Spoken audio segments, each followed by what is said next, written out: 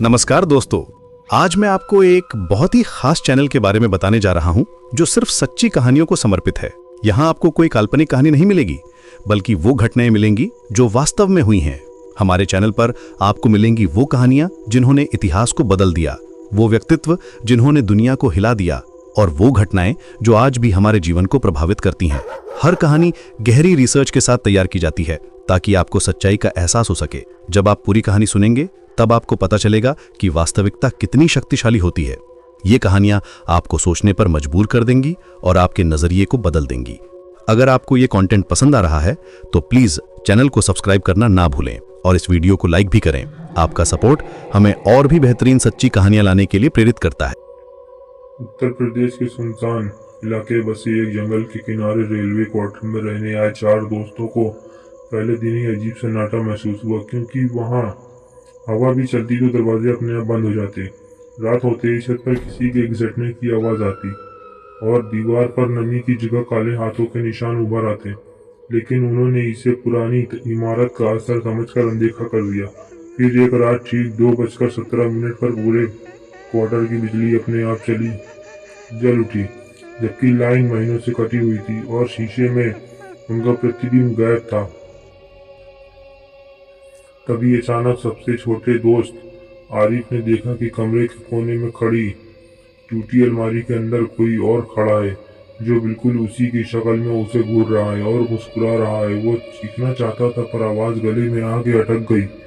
अगले ही पल बाकी तीनों ने देखा तो आरिफ जमीन से कुछ इंच हवा में लटका हुआ था और उसकी परछाई जमीन पर नहीं बल्कि छत पर छिपी हुई थी, तड़प रही थी। उन्होंने भागने की कोशिश की, मगर मुख्य दरवाजा दीवार में बदल चुका था।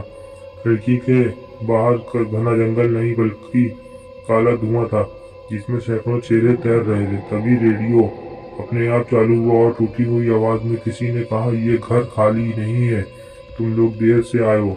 और जैसे ही घड़ी की सुइयां उल्टी दिशा में घूमने लगी, पूरा कमरा खून की गंध से भर गया। फर्श पर पानी की तरह बहता साया उनके पैरों को जकड़ने लगा।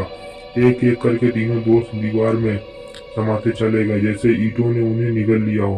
आखिर में केवल इमारत बची, जिसने कांपते हाथों से मोबाइल की टॉर्च जलाई तो देखा कि पूरा क्वार्टर असल में सालों पहले जला हुआ खंडहर है, और वे अकेला नहीं बल्कि 4 जली हुई लाशों के बीच खड़ा है, जिनके चेहरे उन्हीं 4 दोस्तों के थे। तभी पीछे से किसी ने उनके कंधे पर हाथ रखा और फुसफुसाया, अब तू भी हमारा हिस्सा है। और अगले दिन अखबार में बस एक छोटी सी खबर छपी कि पुराना रेलवे क्वार्टर में फिर से 4 लोग गायब हो गए, जबकि वहां पिछले 20 साल से कोई रहता ही नहीं। अखबार की उस छोटी सी खबर के बाद जब पुलिस वहां पहुंची तो उन्होंने क्वार्टर के अंदर कुछ भी नहीं मिला, सिवाय जली हुई दीवारों पर ताजा उभरे 4 नामों जो खून से लिखे थे। जैसे ही एक सिपाही ने दीवार को छुआ, उसका हाथ भीतर धंस गया, मानो ईंटें मिट्टी की हों, और अंदर से किसी ने उसकी कलाई पकड़ ली। वो चीख भी न पाया और पलक झपकते दीवार में समा गया। बाकी पुलिस वाले भागे तो बाहर का जंगल बदल चुका था, क्योंकि पेड़ की टहनियों पर उल्टे लटके सैकड़ों साए हिल रहे थे और हवा में बच्चों के रोने की आवाज गूंज रही थी। तभी जमीन फटने लगी और नीचे एक पुरानी सुरंग दिखाई दी, जिसमें से ट्रेन की सीटी की आवाज आ रही थी, जबकि उस इलाके में पटरियों वर्षों पहले उखाड़ी जा चुकी थी। डर के बावजूद एक अधिकारी टॉर्च लेकर नीचे उतरा तो उसने देखा कि सुरंग के अंदर एक पुराना स्टेशन बना है, जहां घड़ी हमेशा 2:17 पर अटकी रहती है और प्लेटफॉर्म पर धुएं से बने लोग लाइन लगाकर खड़े हैं। तभी अंधेरे से एक कंडक्टर निकला, जिसकी आंखें खाली गड्ढे जैसी थीं, और उसने टिकट मांगा। अधिकारी पीछे हटने लगा, पर उसके पैरों के नीचे पटरी उग आई और सामने से बिना इंजन की एक जली हुई ट्रेन आती दिखाई दी, जिसके हर डिब्बे की खिड़की में उन्हीं 4 दोस्तों के चेहरे चिपके हुए थे और वे अंदर से शीशे पीटते हुए चिल्ला रहे थे। ट्रेन रुकते ही दरवाजा अपने आप खुले और अंदर से ठंडी हवा के साथ फुसफुसाहट आई, सीटें अभी खाली हैं। अधिकारी भागना चाहता था मगर पीछे पूरा रास्ता गायब हो चुका था और अगली ही क्षण में वे भी धुएं में बदल कर ट्रेन के डिब्बे की खिड़की में कैद हो गया। अगले दिन गांव वालों ने देखा कि जला हुआ क्वार्टर पूरी तरह गायब है और उसकी जगह नई चमकती पटरी बिछी है जिस पर रात होते ही एक बिना इंजन की ट्रेन गुजरती है जिसकी खिड़कियों में मदद के लिए हाथ हिलाते साए दिखाई देते हैं। लेकिन जो भी उसे देखने की गलती कर रहा है वो अगली रात 2:17 पर खुद उसी ट्रेन का मुसाफिर बन जाता है और आज तक किसी ने उस ट्रेन का आखिरी स्टेशन नहीं देखा। लेकिन असली खौफ तब शुरू हुआ जब गांव के एक बूढ़े आदमी ने दावा किया कि उसने उस ट्रेन का पीछा किया था क्योंकि उसे यकीन था कि उसका बेटा भी उन्हीं सायों में कैद है। वो आधी रात को पटरी के पास छिपकर बैठा रहा और जैसे ही घड़ी में 2:17 दिखाई दिया, धरती कांपी, आसमान काला पड़ा और बिना इंजन की वही जली हुई ट्रेन चीखती हुई सामने से गुजरी। बूढ़ा आदमी हिम्मत जुटाकर आखिरी डिब्बे से लटक गया और जैसे ही अंदर घुसा उसने देखा कि ट्रेन बाहर से छोटी लेकिन अंदर से अनंत है। हर डिब्बे में अलग अलग सालों के गायब हुए लोग बैठे हैं जिनकी आंखें खुली हैं पर शरीर पत्थर की तरह जमे हुए हैं।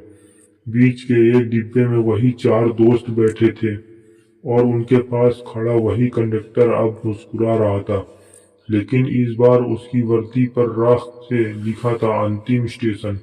बूढ़ा आदमी अपने बेटे को पहचान कर उसकी ओर बढ़ा तो अचानक पूरा डिब्बा अंधेरे में डूब गया और फर्श पानी में बदल गया जिसमें हजारों हाथ ऊपर उठकर उसे पकड़ने लगे।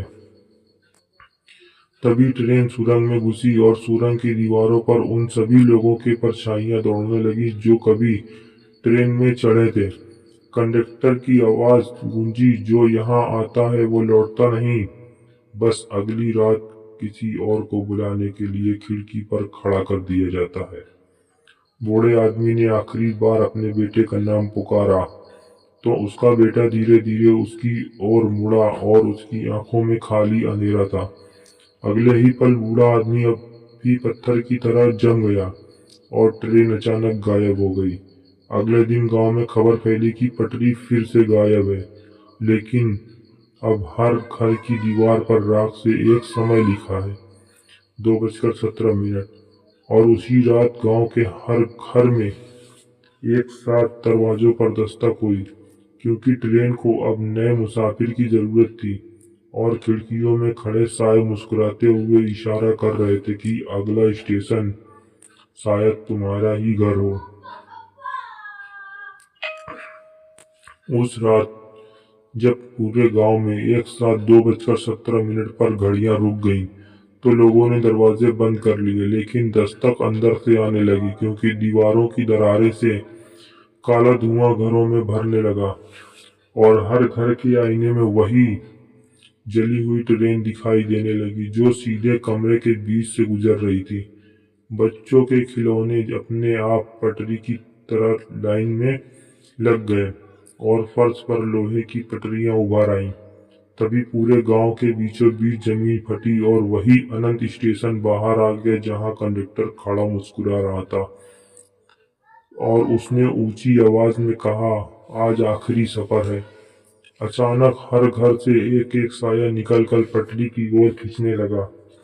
लोग अपने ही शरीर से बाहर निकलते देख रहे थे कि उनकी परछाइयां उनसे अलग होकर ट्रेन में चढ़ रही हैं और उनके शरीर खाली खोल की तरह जमीन पर गिरते जा रहे हैं। आसमान से राख बरसने लगी और पूरे गांव की बत्तियां एक साथ फट पड़ी। ट्रेन की सीटें इतनी तेज गूंजी कि कानों से खून बहने लगा। जैसे ही ट्रेन ने रफ्तार पकड़ी, पूरा गांव स्टेशन समेत जमीन में धंस गया और सुबह जब सूरज उगा तो वहां सिर्फ बंजर जमीन थी, जहां न पटरी थी न घर, लेकिन हवा में अब भी जली हुई लकड़ी की गंध थी और दूर कहीं से हल्की सी ट्रेन की सीटी सुनाई दे रही थी। कहते हैं जो उस वीरान जमीन पर खड़ा होकर 2:17 तक इंतजार करता है, उसे अपने पीछे कदमों की आहट महसूस होती है और जब वो मुड़ता है तो सामने वही कंडक्टर खड़ा होता है जो मुस्कुरा कर बस इतना कहता है, टिकट दिखाओ क्योंकि सफ़र अभी ख़त्म नहीं हुआ। और तभी समझ आता है कि कहानी कभी ख़त्म नहीं होती, क्योंकि अब अगला मुसाफिर शायद वही है जो इसे पढ़ रहा है।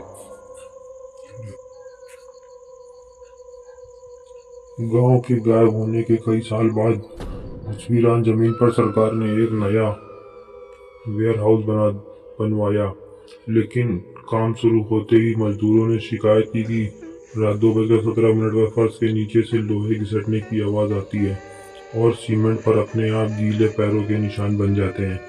ठेकेदार ने इसे वहम समझकर अनदेखा किया, पर एक रात सीसीटीवी कैमरे में साफ दिखाई दिया कि खाली हॉल के बीचों बीच अचानक पटरियां उभर आईं और धुएं से बनी एक ट्रेन बिना आवाज के अंदर आकर रुकी। अगले ही फ्रेम में मजदूर लाइन लगाकर उसी ट्रेन में चढ़ते दिखाई दिए, जबकि असल में वे सब अपनी जगह पर सो रहे थे। जब सुबह उन्हें उगाया गया तो उनके शरीर ठंडे थे और आंखें खुली हुई थी, जैसे वे किसी दूर जाती चीज को देख रहे हों। शहर में अफवाह फैल गई कि पुरानी जमीन फिर जाग गई है, लेकिन असली खौफ तब हुआ जब वेयर हाउस की दीवार पर खड़े बड़े अक्षरों में खुद ब खुद राख से लिखा उभरा, अंतिम स्टेशन बदला नहीं। उसी रात शहर की डिजिटल घड़ी 2:17 पर अटक गई और मोबाइल स्क्रीन पर बिना नेटवर्क के एक ही नोटिफिकेशन चमका, ट्रेन पहुंची चुकी है। लोग घरों से बाहर भागे तो सड़कों पर हल्की धुंध छा गई और उस धुंध के अंदर पटरी चमक रही थी जो हर गली से गुजरती हुई शहर के बीचों बीच मिल रही थी। अचानक हवा में वही सीटी गूंजी और खिड़कियों में सैकड़ों चेहरे दिखाई दिए, जिनमें पुराने गांव वाले मजदूर और अनगिनत अनजान लोग थे। कंडक्टर अब और साफ दिख रहा था और उसकी मुस्कान पहले से चौड़ी थी। उसके हाथ उठाया तो लोगों की परछाइयां उनके पैरों से अलग होकर पटरी की ओर खींचने लगी। जो भागने की कोशिश करता उसका साया पहले ही ट्रेन में चढ़ चुका होता। कुछ ही पलों में पूरा शहर सन्नाटे में बदल गया और ट्रेन धुएं में घुल कर गायब हो गई।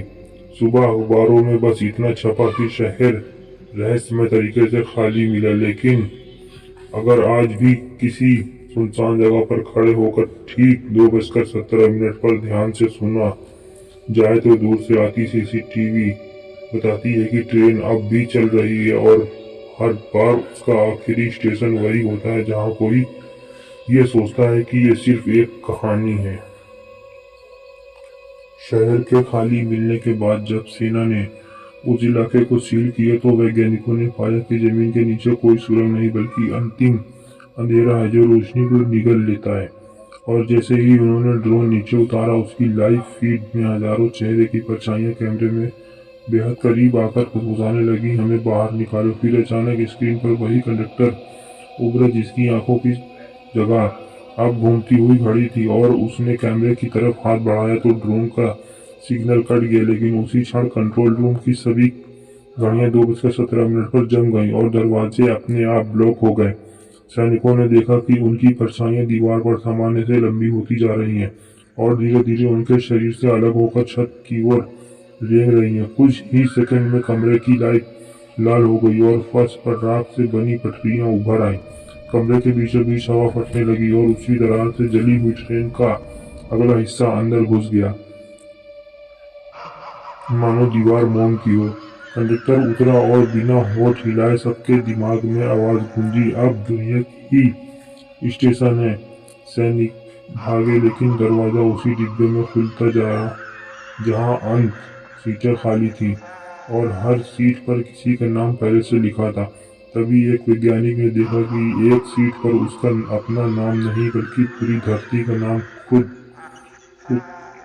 है। अगले ही पल में पूरी इमारत धुएं में बदल गई और सैटेलाइट इमेज में दिखा कि उस जगह एक विशाल गोल निशान बन गया है जो ऊपर से दिखने पर घड़ी जैसा लगता है और उसकी सुइयां 2:17 पर अटकी हैं। तभी से दुनिया भर में अलग अलग देशों में लोग दावा करने लगे कि उन्होंने बिना इंजन की ट्रेन का आसमान में चलते देखा है। और जिन लोगों की घड़ियां अचानक 2:17 पर रुकती हैं, वे कुछ ही दिनों में गायब हो जाते हैं और कहते हैं अब ट्रेन जमीन पर नहीं बल्कि समय के अंदर चलती है। और दरवाजे अपने आप लॉक हो जाते हैं। कमरे के बीचों बीच हवा फटने लगी और उसी रात से जली हुई ट्रेन की अगला हिस्सा अंदर घुस आया, मानो दीवार मोम की हो। तब से दुनिया भर में अलग अलग देशों में लोग दावा करने लगे कि उन्होंने बिना इंजन की ट्रेन को आसमान में चलते देखा है।